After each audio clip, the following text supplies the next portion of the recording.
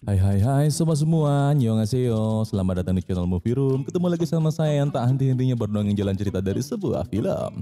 Gimana kabar kawan-kawan semua? Semoga sehat selalu dan murah rezeki. Hari ini saya sudah merangkum film horor berjudul The Wailing. Film ini kalau ditonton langsung durasinya sangatlah panjang, sekitar 2,5 jam. Karena itu saya akan rangkum secara singkat tanpa mengurangi substansi dari isi filmnya. Sebelum mulai saya ingatkan dulu kalau seluruh konten ini adalah full spoiler. Jadi ada baiknya yang belum nonton filmnya agar menonton langsung terlebih dahulu. Lanjut, mari kita bahas filmnya. Diceritakan pada sebuah desa bernama Gokseong adalah desa yang damai. Kemudian berubah menjadi mencekam yang berawal dari kehadiran satu warga Jepang di sana. Warga Jepang itu adalah seorang kakek bernama Jun Kunimura yang hidup sebatang kara. Namun siapa sangka setelah kakek ini menetap di desa Gokseong, peristiwa aneh pun terjadi yang bermula dari munculnya penyakit misterius membuat orang menjadi hilang akal sehat bahkan sampai membunuh orang lain. Lalu kita akan diperkenalkan dengan seorang polisi yang menjadi tokoh utama film ini bernama Jonggo. Hari ini beliau mendapatkan laporan pembunuhan di sebuah rumah di desa Gokseong, lingkungan tempat tinggalnya. Dia pun sampai di rumah korban tersebut dan melihat mayat perempuan yang terbunuh dengan sadis oleh suaminya sendiri. Para polisi mengatakan kalau pelaku tidak dalam kondisi mabuk atau punya gangguan jiwa. Lalu Jonggo melihat pelaku yang terdiam dengan tubuh melepuh serta tatapan yang kosong. Tak sampai sini, para kepolisian pergi ke TKP di mana korban dibunuh. Lalu di sana mereka melihat benda-benda aneh mirip alat-alat perdukunan dan film pun baru dimulai. Inilah dia The Wailing.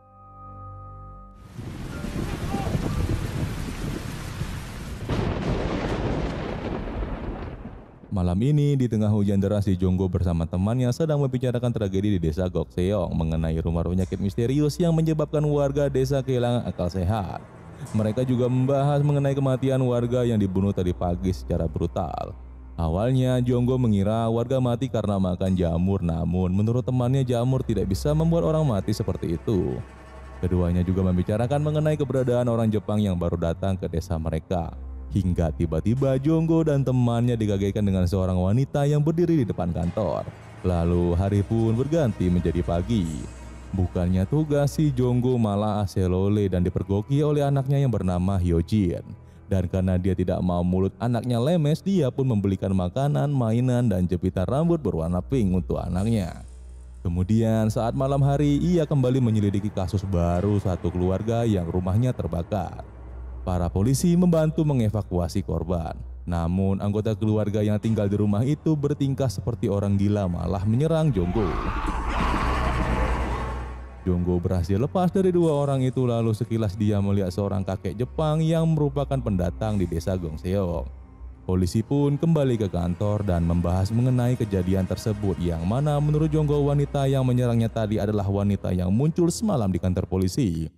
Kemudian di tengah pembicaraan itu si Jonggo didatangi anaknya yang mengantarkan bekal dari istri di rumah. Usai mengantarkan makanan, anaknya pun segera pulang, namun jepit rambutnya terjatuh dan diambil oleh Jonggo. Lalu hari pun berganti menjadi pagi. Terlihat wanita yang rumahnya terbakar itu sudah gantung diri di tengah jalan desa Gokseong. Alhasil si Jonggo dan temannya pun berjaga di sekitar rumah korban. Namun tiba-tiba seorang wanita misterius bernama Mo Myung yang melempari mereka dengan kerikil secara terus-menerus. Yang awalnya jauh tapi lama-lama wanita itu mendekat dan menerobos masuk melewati garis polisi. Dia menunjukkan dan mengatakan pada Jonggo bahwa pelaku dari semua peristiwa mengerikan di Gokseong adalah kakek Jepang yang baru pindah ke desa mereka. Dia juga mengatakan bahwa siapapun yang terus-menerus ditemuinya akan menjadi korban selanjutnya karena kakek Jepang itu adalah sosok iblis yang menghantui desa Gokseong. Mendengar petunjuk penting ini, si Jonggo segera menelpon temannya. Namun saat kembali ke TKP, wanita bernama Mo Myung itu telah menghilang dan kemudian dia melihat sosok kakek Jepang yang sedang makan hewan layaknya zombie. Dia langsung ketakutan dan kakek tua itu mengejarnya. Lalu tiba-tiba Jonggo terbangun dari mimpi. Pagi ini Jonggo bangun dari mimpi buruknya semalam. Dia mencoba mengingat kembali perkataan Mo Myung dan mengingat mimpi buruknya tadi. Kemudian dia dan temannya mendatangi penduduk desa yang mengaku pernah melihat sosok manusia dengan mata menyala tengah memakan rusa sama seperti yang ada di mimpi Jonggo. Akhirnya mereka pergi ke hutan di tengah derasnya hujan untuk melihat bangkai rusa itu. Namun penduduk desa ini malah tersambar petir sehingga mereka membawanya ke rumah sakit. Akan tetapi di rumah sakit pun mereka melihat kejadian aneh lagi, yaitu korban yang kemarin rumahnya terbakar tiba-tiba mati secara misterius. Kejadian ini pun semakin diperparah ketika anak Jonggo jatuh sakit disertai tubuhnya yang juga melepuh mirip seperti korban-korban sebelumnya. Melihat seluruh kejadian yang dirasakan sangatlah janggal, dugaan Jonggo dan temannya semakin kuat bahwa semua ini adalah ulah si kakek Jepang yang masuk ke desa Gongseok. Alhasil dia mengajak temannya bernama Seungbok dan keponakannya bernama Yang Yisam yang bisa bahasa Jepang untuk pergi ke rumah kakek Jepang di dalam sebuah hutan. Mereka pun sampai di sebuah rumah yang tampak seperti gubuk lengkap dengan anjing hitam yang terikat dan terus menggonggong. Ketiga orang itu segera menggeledah rumah tersebut sementara kakek Jepang yang mereka cari tidak ada di dalam rumah. Di sebuah ruangan temannya menemukan foto-foto dari penduduk desa yang terbunuh beserta barang-barang milik mereka. Tak lama dari situ kakek Jepang yang mereka cari pun datang tapi tidak ada yang mencurigakan darinya sehingga ketiga orang itu pun kembali pulang. Kemudian dalam perjalanan pulang, Seungbok memperlihatkan sepatu milik Hyojin yang dia temukan di rumah kakek Jepang tadi kepada Jonggo. Lalu selang beberapa hari si Jonggo mulai mendapati sang putri semakin hari sakitnya semakin parah. Jonggo bahkan menemukan kulit putrinya mulai melepuh di beberapa bagian. Ini mengingatkannya pada pelaku pembunuhan beberapa waktu lalu. Jonggo pun lantas kembali ke kediaman kakek Jepang tersebut tapi mendapati semua foto-foto dan barang bukti sudah dibakar. Jonggo langsung ngamuk gak karuan hingga menghancurkan rumah si kakek, membunuh anjingnya dan mengusir kakek Jepang itu keluar dari desa. Lalu tiba-tiba saat pagi hari di rumah Jonggo sudah ada anjing kakek Jepang digantung di rumahnya.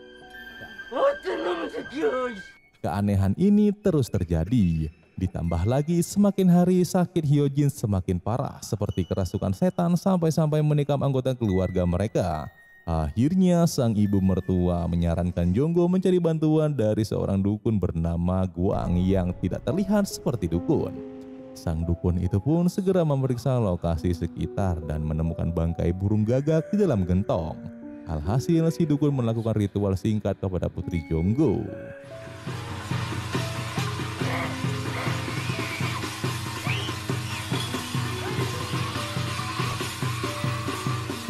Usai ritual itu si dukun mendeteksi adanya sihir jahat yang ada pada tubuh Hyojin.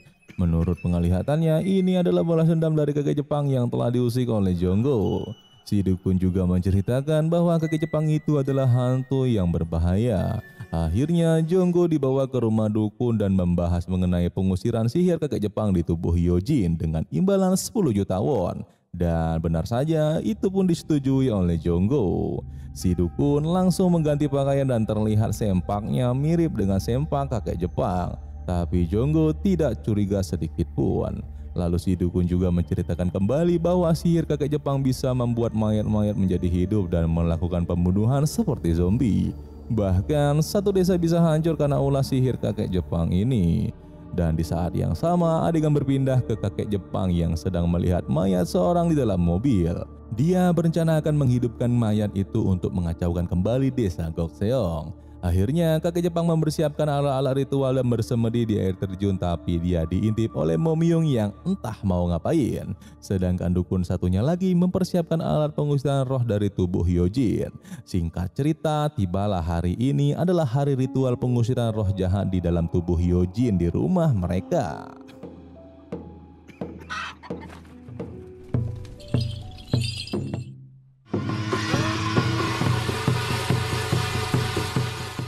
Saat dukun Guang mulai melakukan ritual pengusiran roh dalam tubuh Hyojin, di saat itu pula sang kakek Jepang juga melakukan ritual. Di tengah ritual itu si Hyojin terlihat sangatlah tersiksa.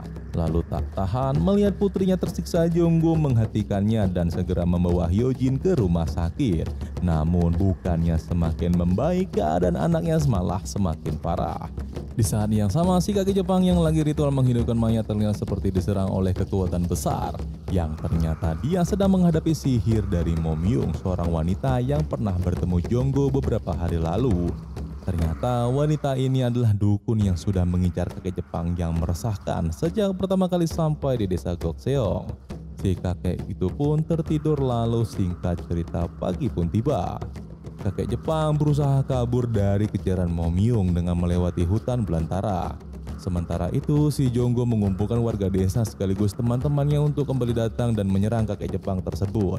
Alih-alih berhasil, mereka malah diserang oleh salah satu penduduk desa yang terinfeksi dan berubah selayaknya zombie yang membuat Isam terluka.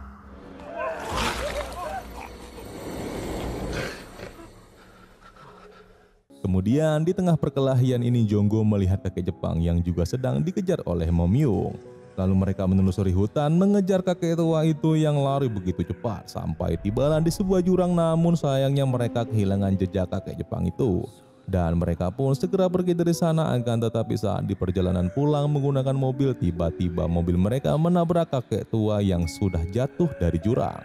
Di sana mereka belum menyadari bahwa Momyung juga ada di atas jurang. Akhirnya mayat kakek Jepang itu dibuang ke jurang oleh Jonggo dan teman-temannya. Dan hari-hari pun berganti di mana Putri Jonggo sudah terlihat membaik, akan tetapi kejadian aneh di desa Gokseong malah semakin parah. Keanehan itu masih terlihat sama padahal si kakek Jepang sudah mati. Singkat cerita, pada suatu malam suasana yang semakin mencekam. Teman Jonggo bernama Yang Yisam yang pernah membantunya kemarin pergi mencari lokasi di mana kakek Jepang berada. Karena dia yakin kakek Jepang itu masih hidup.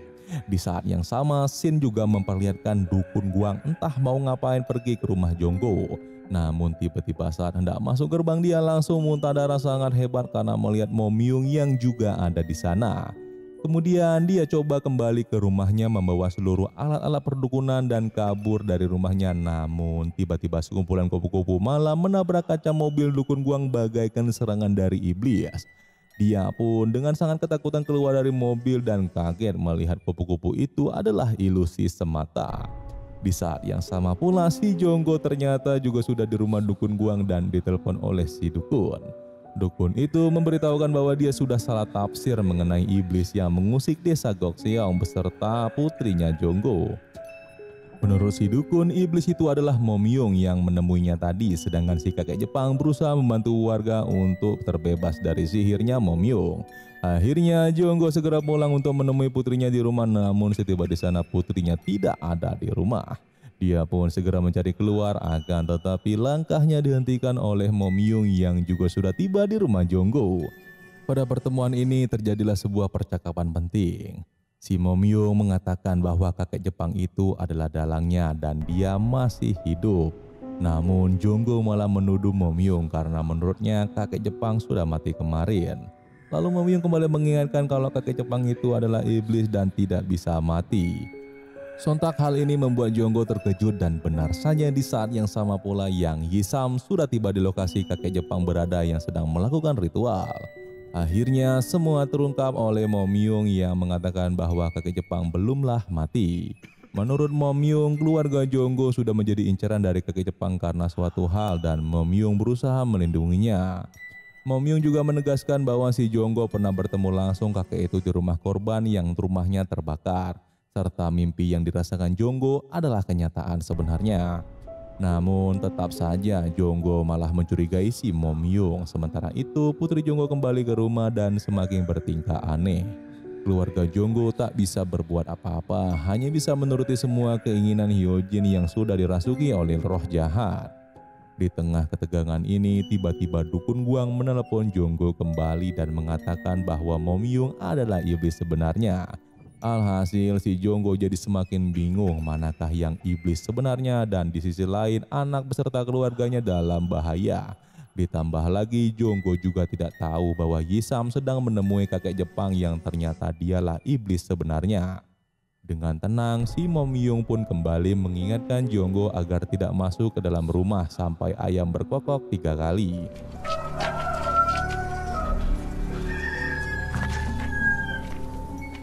Jonggo bersikeras masuk ke dalam rumah namun ditahan kembali oleh Momyung. Dia kaget melihat baju Momyung dan aksesorisnya adalah aksesoris yang dipakai oleh korban dari iblis. Hal inilah yang membuat Junggo semakin panik, bukan main mencurigai Momyung adalah iblis sebenarnya. Akhirnya dia masuk ke dalam rumah melihat alat perdukunan ada di dalam rumahnya. Namun nasib naas, dia harus melihat keluarganya sendiri sudah mati di tangan putrinya. Malam yang mencekam itu bercampur tangisan sesal Junggo melihat putrinya yang kerasukan setan. Momyung pun juga hanya bisa terdiam tak berdaya karena gagal menyelamatkan Junggo. Di saat yang sama pula, Yisam ketakutan melihat sosok kakek Jepang yang berubah menjadi iblis buruk rupa dan mengeluarkan kamera untuk memberikan kutukan kepada Yisam, seperti yang ia lakukan kepada seluruh warga desa yang menjadi targetnya.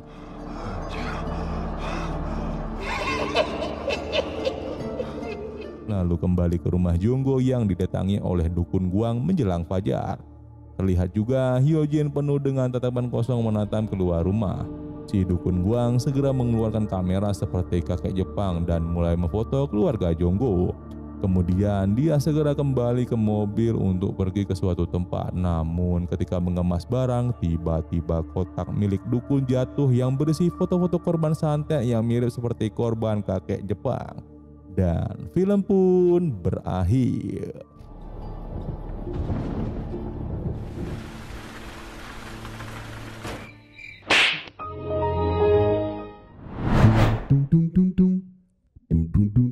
Oke, itu dia sahabat semua jalan cerita film The Wailing yang penuh dengan misteri serta kehororan dari ceritanya.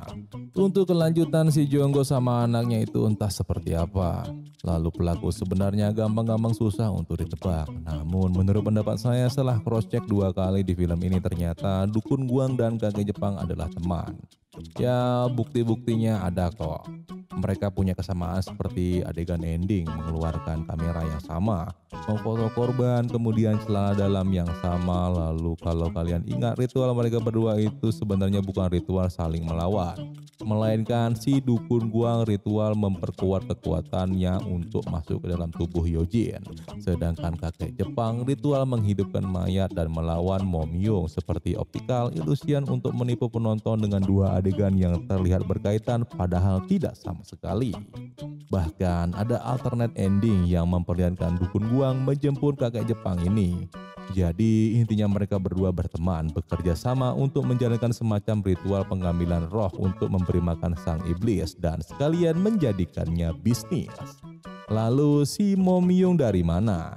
Nah, ini misteri, tapi menurut saya si Momyung itu juga dukun yang sudah mengincar kakek Jepang karena meresahkan warga desa. Tapi entahlah, menurut kalian gimana? Silahkan komen aja ya sesuai cara pandang kalian masing-masing tentang film ini. Akhir kata, jika saya ada salah dan keliru dalam membahas film ini, saya mohon maaf dan kepada Allah saya mohon ampun.